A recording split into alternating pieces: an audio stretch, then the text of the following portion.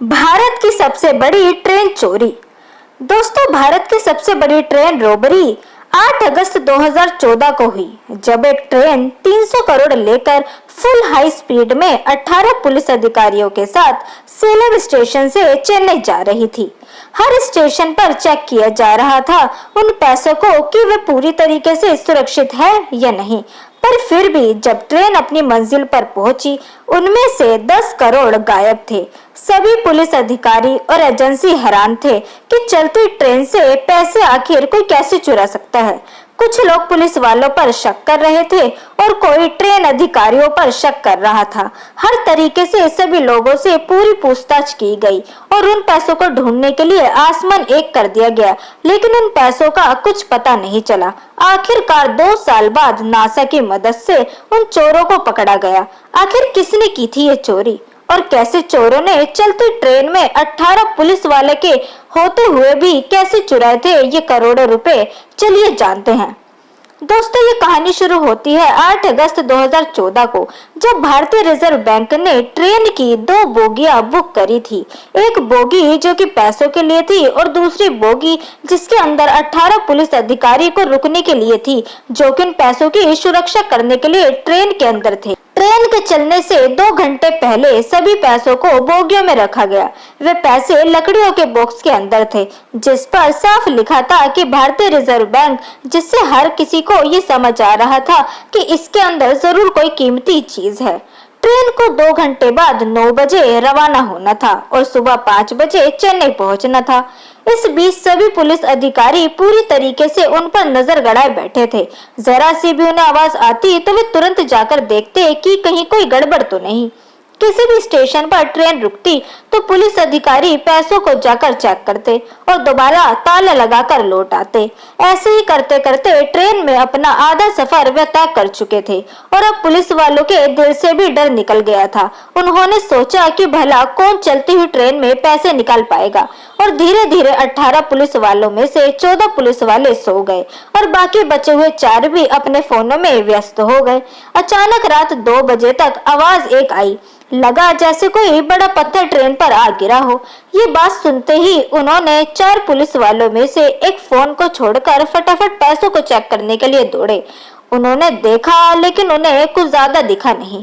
उन्होंने ताले की तरफ देखा तो ताला भी उसी तरीके से लगा हुआ था जैसे वो लगा कर गए थे। वे शांत हो गए और वापस चले गए, ये सोचकर कि कोई पत्थर ही ट्रेन से टकराया होगा। अब वे शांति से उसी तरह वापस आकर बैठ गए और अब 3 घंटे बाद जैसे ही ट्रेन चेन्नई पहुंची, पुलिस अधिकारियों ने पैसों को चेक करने के लिए जैसे ही ताला खोला, वे हैरान हो गए क्योंकि उस बोगी की छत को किसी चीज से काटकर सुराग बनाया गया था। उन्होंने डब्बों की तरफ देखा तो उनमें भी पैसे नहीं थे।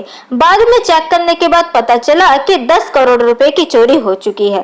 सभी पुलिस वाले और एजेंसी के लोग हैरान थे कि चलती ट्रेन में कैसे कोई इतने पैसे चुरा सकता है, और हम साथ वाली बोगी में होते हुए भी कुछ ऐसा महसूस नहीं कर पाए।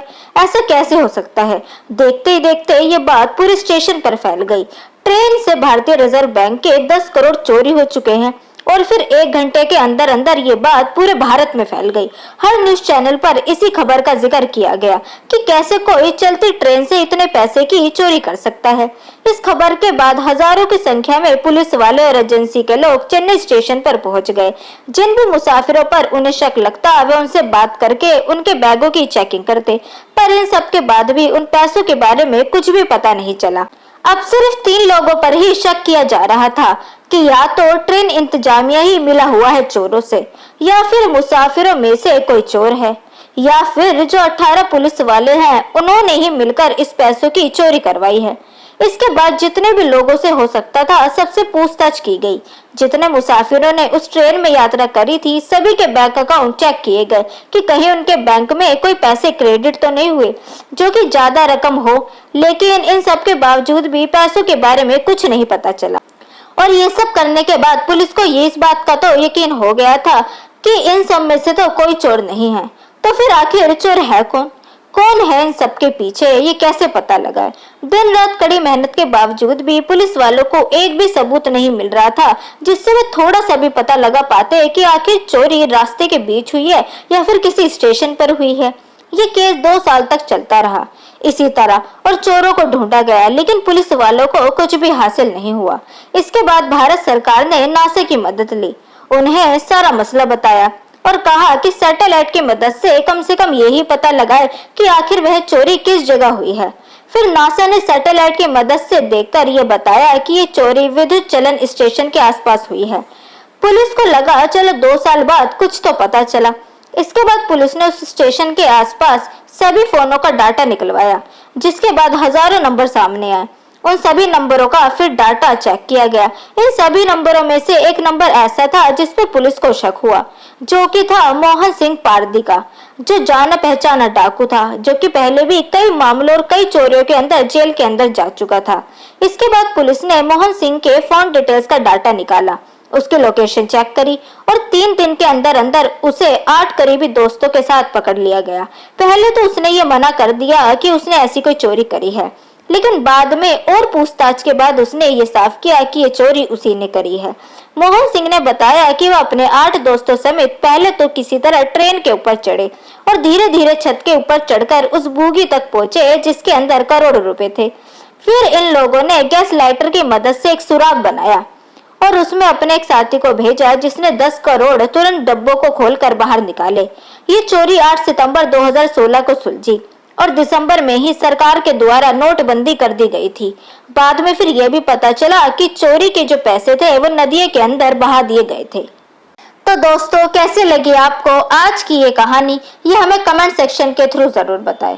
वीडियो अगर आपको पसंद आई हो तो वीडियो को लाइक जरूर करें और इस वीडियो को ज्यादा से ज्यादा लोगों के बीच शेयर करें, जिससे उन्हें इस भारत की ट्रेन रॉबरी के बारे में पता चल सके। चैनल से इसी तरह जुड़े रहे और चैनल को सब्सक्राइब करना ना भूले। मिलते हैं आपसे अगली वीडियो में, तब तक के लिए गुड बाय।